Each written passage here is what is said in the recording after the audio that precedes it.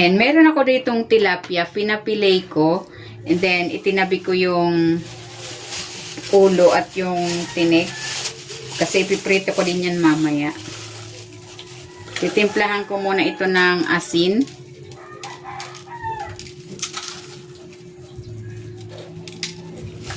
Paminta. At ng garlic powder. Haluin ko muna.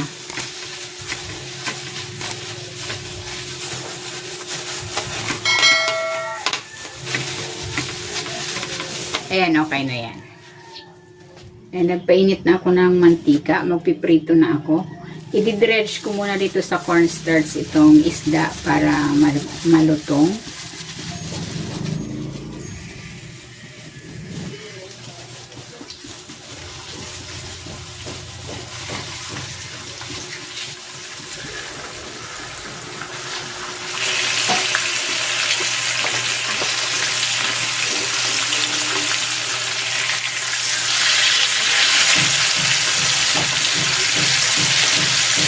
Okay na ito, hahanguin ko na.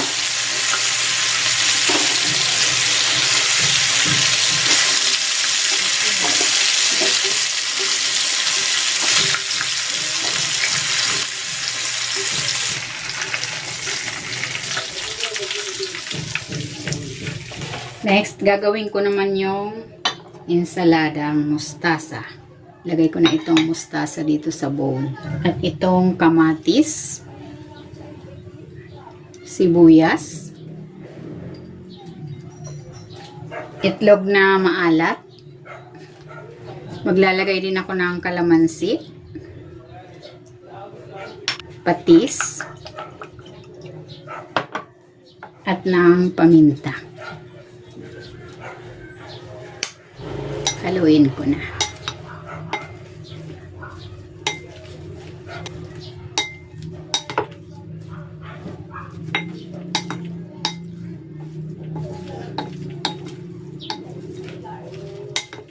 Ayan, okay na ito. Ayan, niready ko na yung tilapia. Nilagay ko na dyan sa plate. Maglalagay ako ng ensaladang mustasa dito sa ibabaw.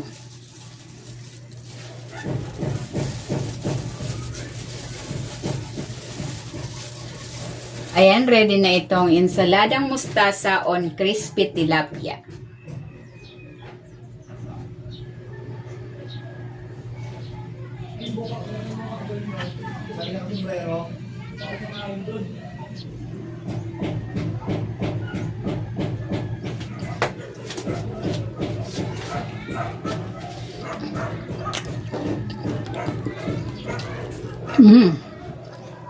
Sarap.